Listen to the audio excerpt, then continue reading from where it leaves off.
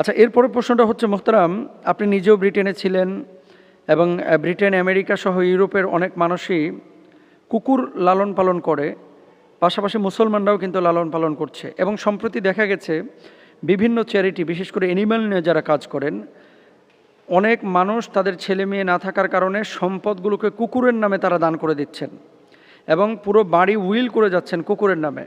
কোনো মুসলমান যদি এরকম চিন্তা চেতনা লালন করে, এটা শরিয়া কিভাবে দেখে? দেখেন, এই প্রশ্নটার সাথে আমি কিছু বিষয় আপনাদের সাথে যুক্ত করতে চাই। আপনারা তো শুধু জানেন যে সম্পদ উইল করে, কিন্তু কি পরিমাণ সম্পদ উইল হয় ব্রিটেন, আমেরিকায়, পশ্চিমা বিশ্বে, ইউরোপে, এটা হয়তো বা আপনারা জানেন না। এবং চ্যারিটিগুলোর কাজ কি? আমাদের বাংলাদেশেও কিন্তু কুকুর আছে, বিড়াল আছে, যেগুলো রাস্তাঘাটে ঘোরাফেরা করে। আপনারা জানেন পৃথিবীর বিড়ালের শহর বলা হয় ইস্তাম্বুলকে। ইস্তাম্বুলকে কি বলা হয়? বিড়ালের শহর। এই যে তুরস্কের ইস্তাম্বুল, হাজার হাজার বিড়াল, লক্ষ লক্ষ বিড়াল এখানে ঘোরাফেরা করে। এক একটা বিড়াল মনে করেন ছাগলের মতো দেখা যায়, মোটা মোটা।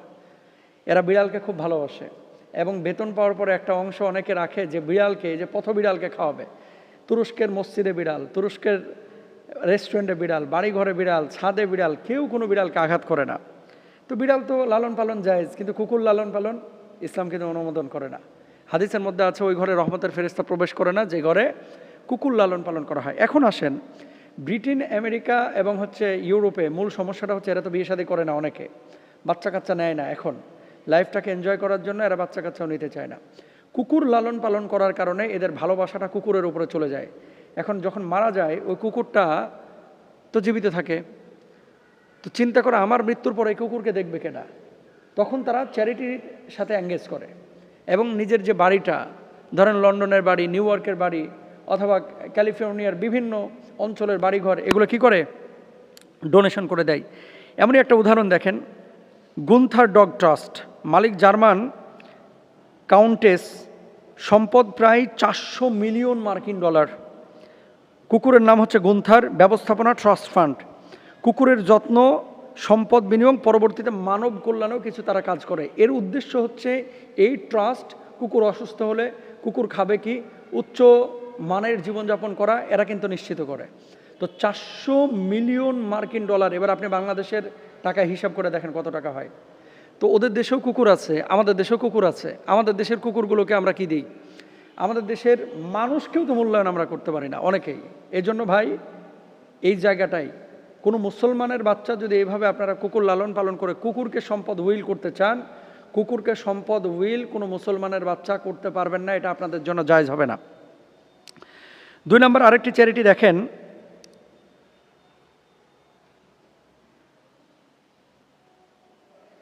আচ্ছা 2 নম্বর আরেকটি চ্যারিটি, সেটা হচ্ছে লিওনা হেলমসলি।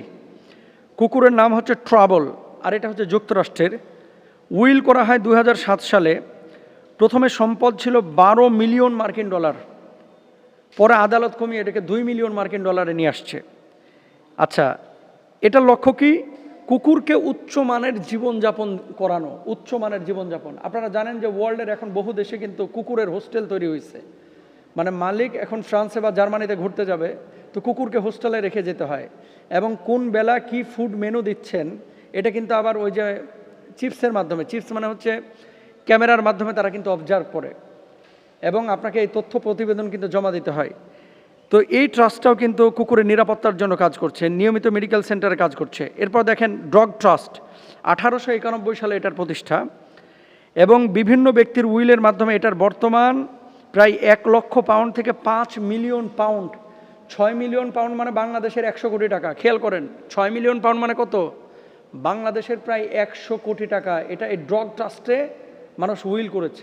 এবার আপনি কল্পনা করেন তো, যে বাংলাদেশে আমাদের আশপাশে যে সমস্ত ভাইয়েরা আছে, বোনেরা আছে, অনেকে ক্যান্সারে আক্রান্ত, অনেকে অসুস্থ, এই যে রোহিঙ্গারা যারা আছে, এদেরকে কিন্তু অনেক ডোনেশন দেওয়া হয়। এর চাইতে মানে আমাদের মানুষের মনুষ্যত্ববোধের জীবনের চাইতে ওদের কাছে পশুর জীবনের অনেক দাম বেশি। আমরা বলছি না যে পশুর জীবনের দাম নাই, ওই পশুর জীবনের দাম যেমন আছে, তার চাইতে আশরাফুল মাখলুকাতের জীবনের অনেক বেশি দাম।